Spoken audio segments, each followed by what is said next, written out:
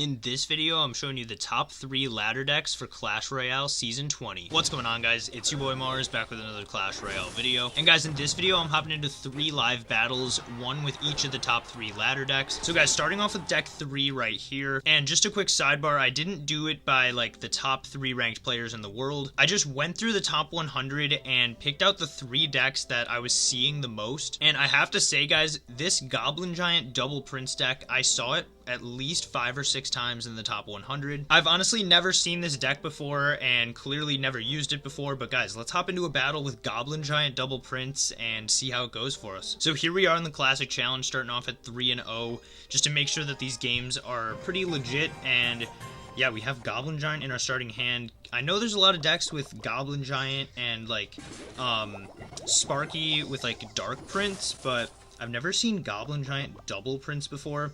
And with this guy going in for a Furnace, we were able to get a nice zap there to start the game, but he's going to have a Skeleton Army too, so I'm honestly going to Fireball this right here, because we're going to hit most of the Skeleton Army and get rid of the Furnace, and then he's going to have a Hog come in though. So guys, yeah, luckily my tower targeted that one Skeleton before, and did he just zap? I think he did, so... Ooh, guys, I don't quite have enough to do that. I don't think that would have worked out too well for me. Wow, he has E-Barbs though, so...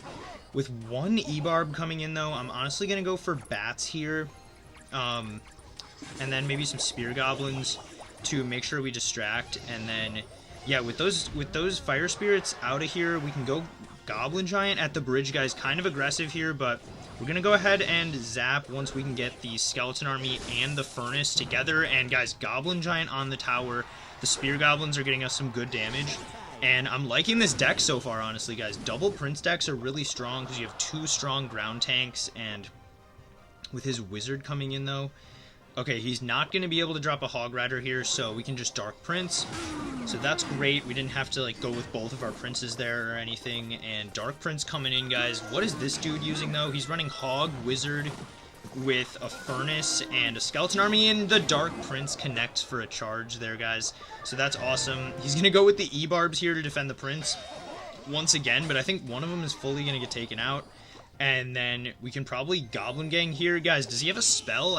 Oh, he has Zap. I remember that now. But he's not going to Zap there, guys, and I'm going to go ahead and Fireball this. I know he has a Wizard too, but we're going to be able to mostly get rid of that, and then we can zap here on the last wave and get rid of that Furnace. And I'm just going to cycle some Spear Gobs here. So he does come in with the Skeleton Army and then the Wizard. So he's probably not going to like Hog just yet because I have that Dark Prince sitting there, but he's going to go Hog on the right. Guys, does this guy have a freeze or something? I feel like this is a deck where you would have a freeze, but with him going E-Barbs into a Dark Prince... Guys, we're going to Goblin Giant in the other lane, and he's going to get some damage here, but I can Bats after the Wizard locks on. And, ooh, did we give him the tower? Okay, no, we're going to be able to keep our tower at 440, and we take his tower. And, guys, we have him at 938 here. I'm honestly going to go 2 Princes, and, wow, he goes with a Hog straight into that the second I played that. And so... yeah, I think we're going to try Goblin Giant in the pocket and see if we can get to this tower. But guys, this deck worked out great. I mean, we went up against Hog E-Barbs, so maybe not the greatest deck in the world to go against, but... guys, we dominated that battle with Goblin Giant Double Prince. Alright, so feels good to get to 4-0 in the challenge, but guys, deck number 2 is going to be this deck right here. And guys, it's the next day because I had to make a few edits to the video. But guys, deck number 2 is Royal Giant Cycle. Classic Royal Giant Cycle with the Fisherman, Hunter, and the E-Wiz. So guys, let's hop into game number 2. Alright guys, here we are in game number 2 with RG Cycle. And guys, the reason I had to make this edit, and it's actually the next morning, that's why it's like so bright now with the lighting, but yeah, I played an RG Cycle deck that just honestly wasn't that good. I saw, you know, a player in the top 100 using it, but I thought about it again, and I thought that for, you know, the average player, it was a little bit too high skill cap of a deck. But this deck right here is much more usable by players like myself or any of you guys, even if you're lower in trophies. And guys, I had a feeling this guy was going to drop an Expo, so that's why I waited with my RG, and we're going to go ahead and Fireball this too. And get rid of that Expo right away, and get rid of the Knight. But guys, how great is it that we go up against Expo when we're using RG, and that's just a dream matchup right there. We also have Fireball, and log, but I think this guy's going to have fireball and log too, so we got to try to get a damage lead, and then I think we can hold it from there pretty much. Don't want to let him connect with too many of these ice spirits. And if he activates King Tower, I don't really care, so we're going to go in with the E Spirit right here. And yeah, he is going to activate King Tower. Wow, it actually chained all the way around to the other archer. That was pretty cool. I've never seen that happen before. But we're going to Fireball the Expo and the Tesla. And guys, he just went Expo Tesla, so we're going to go Fisherman. And he goes Skeletons, so that's a little bit unfortunate. Skeletons and Log are going to be able to counter that, but he doesn't have Skeletons and Log anymore, so I feel like he's going to have to go like Ice Spirit and like Archers, maybe Knight. And yeah, there's his Knight to counter the Fisherman, but we can cycle our Log there, and nice. Perfect Log value. We're going to also cycle the Skeletons, but we made sure we were back to our RG, and guys, this guy's using 3.0 Expo, and so the good thing about this is that he can't really outcycle my RG. And that would be like one of his main ways of winning. He's going to Fireball there. That's why I cycled the E-Wiz on this side. And the Fisherman's going to be safe right there. So we're going to go a little aggressive here. This guy's definitely going to be trying to cycle spells on me. And we have to try to keep up with that.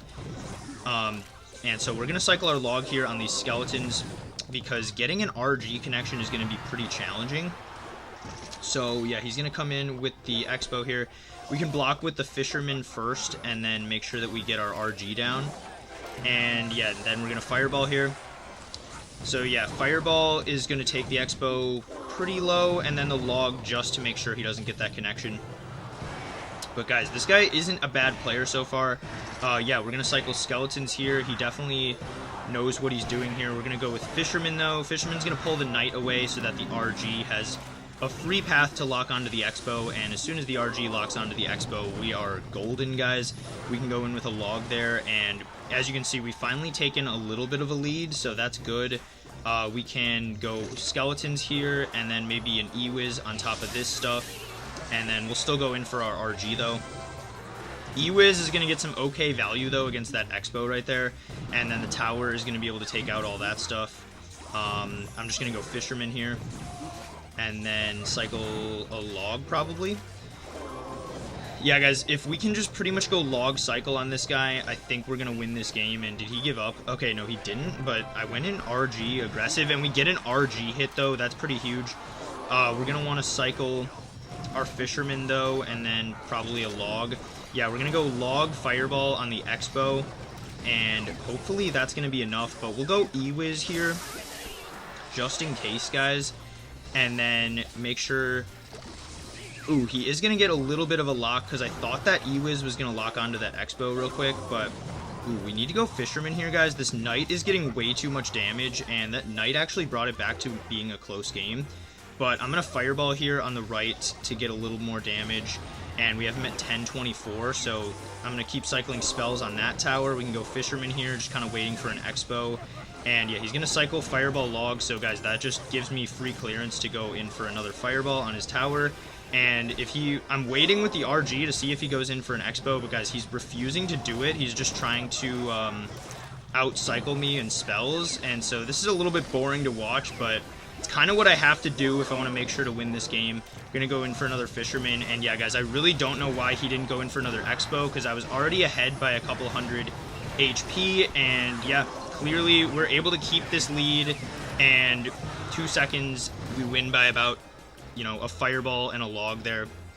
So yeah, RG cycle against Expo, pretty nice matchup for us, and that was a great game number 2 right there. So that actually takes me to 5-2 in the challenge, because I played a few games in between doing the edits there, but let's go back to deck number 3. But guys, that just leaves room for deck number 1 to shine even brighter, and it's gonna be Miner Mortar cycle with the Hunter. This deck was being used by Morton, who was top 10 in the world at the time, and guys, it's pretty much just the premise of these Miner cycle decks. There's a lot of Miner Wall Breakers decks out there, but this one happens to be Miner Mortar, and there's also a lot of Mortar decks out there with like the Hunter and the Knight and the Spear Goblins. And guys, I saw the Spear Goblins in most of the decks, honestly, in the top 10, so Spear Goblins are a really good card right now, and they're also a common, so easy to level up. for those of you guys looking for a good free-to-play option.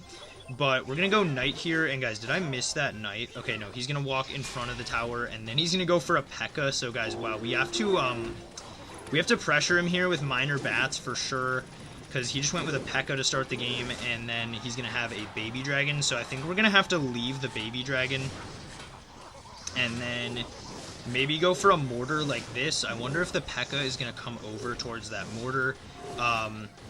He does, but then the Fisherman's going to come in. We can spear goblins over here for the Fisherman. And then, wow, guys, he's going to have the Ram Rider come in. We got a log here, and then maybe bats. And, guys, we left the P.E.K.K.A. alone, and this guy's playing really well to start this game.